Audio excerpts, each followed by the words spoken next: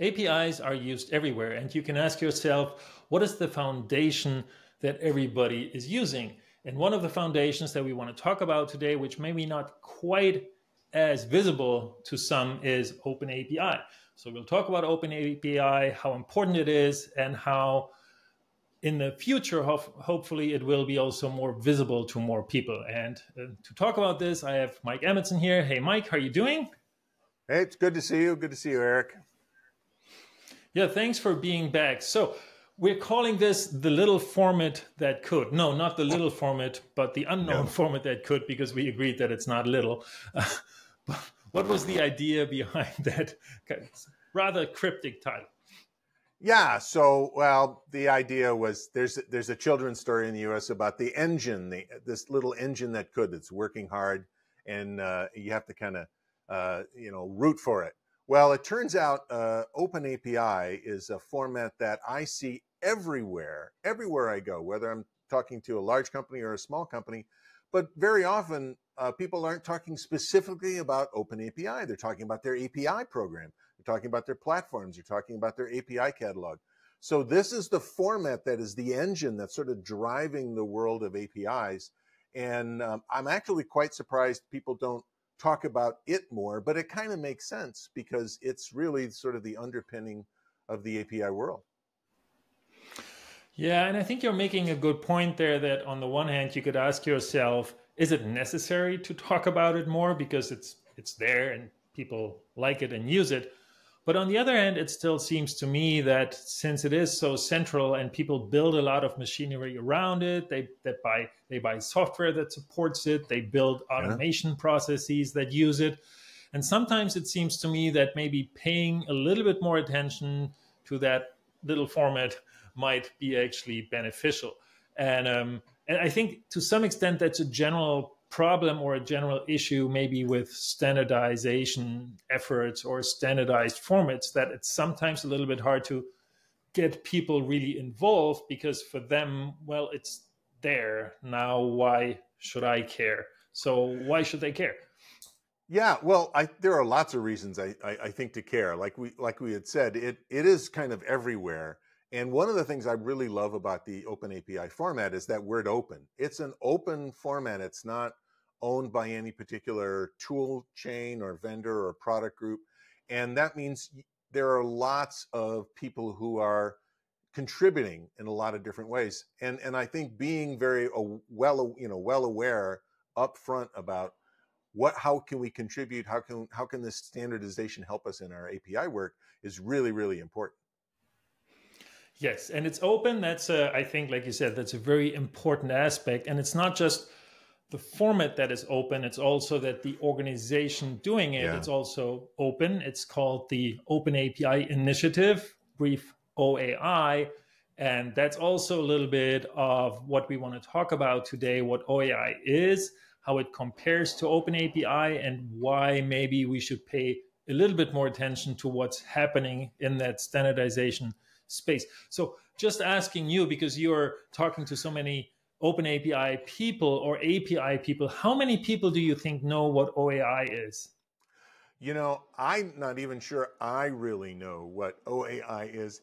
For the most part, I don't think people think about the OpenAPI initiative and how that foundation actually works to promote and stabilize and standardize OpenAPI, as well as there are lots of other things besides just defining the API. There are lots of standards and activities around API space. So I was gonna ask you the same question.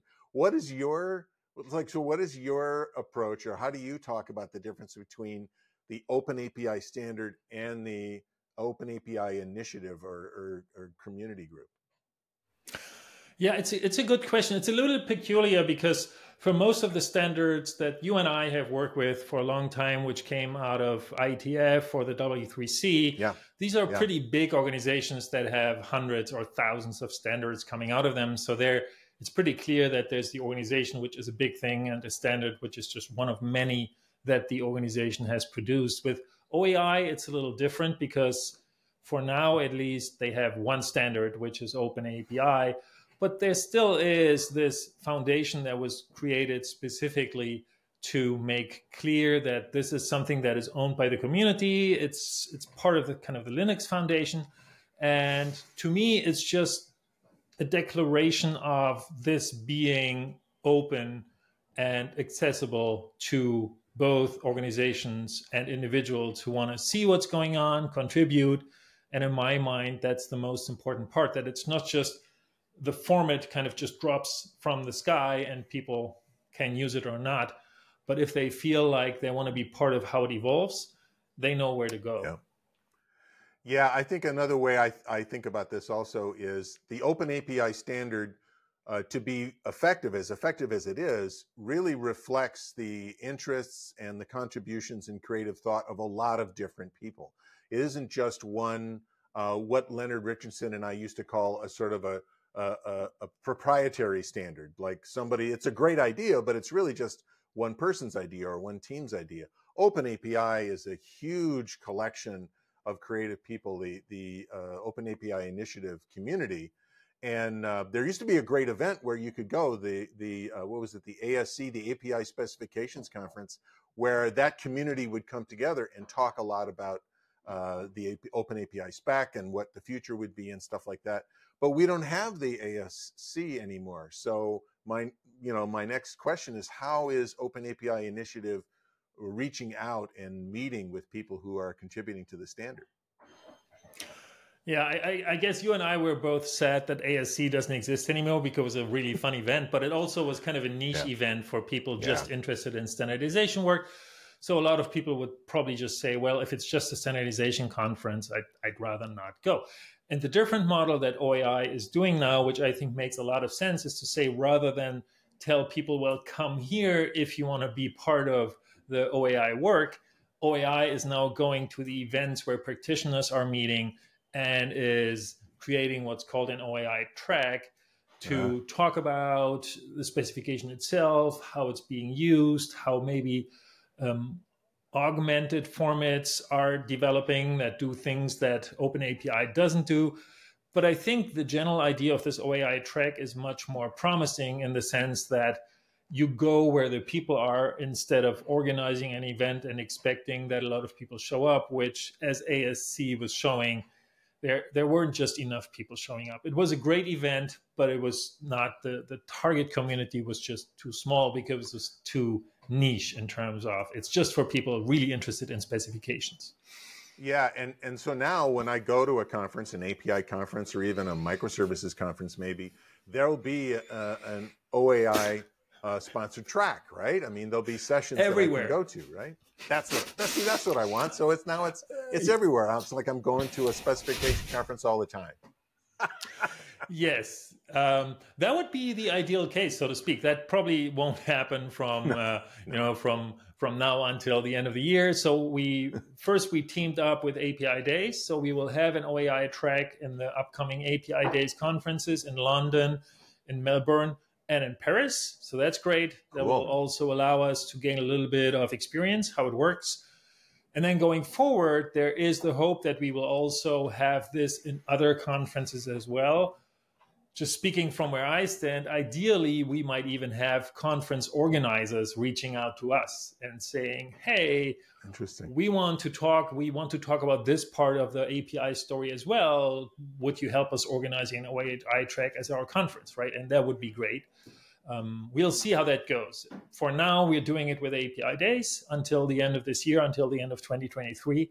And then I guess we'll just reassess how things are going, how the feedback from the community is, and then we'll see where things are going forward.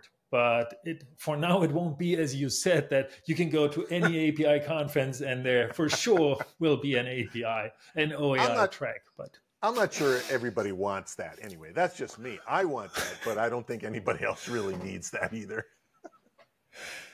That's true. It probably doesn't need to be everywhere, but I think it's also it's not just like going to the developers and giving them this place where they can get information. It's also the bringing back information from the developers, feedback from the developers, feedback from the tool makers, how they want OpenAPI to develop. So it's a process that both works either way. So in the end, I would think that it would be good to be present in at least a bigger number of communities. But as I said, we'll see how this works out. Sounds good. Okay, so I guess, Mike, then you won't be in London. You may be in Melbourne. You for sure will be in Paris. So you will have at least one OAI track that you can go to this year. Sounds good to me. Okay, great. I'm looking forward to this. And with that, we're done for today. Thanks, Mike, for being on the show. See ya. It's great to see you again. Okay. Yeah. Thanks, everybody, for joining. If you liked it, please give it a thumbs up. Consider submitting a proposal to an OAI track. We're always looking for community engagement. So I'll link to the active calls from this video. And with that, that's it for today. Thanks, everybody, for watching. If you liked it, give it a thumbs up. Consider subscribing. And until next time, keep getting APIs to work. Bye-bye. Bye.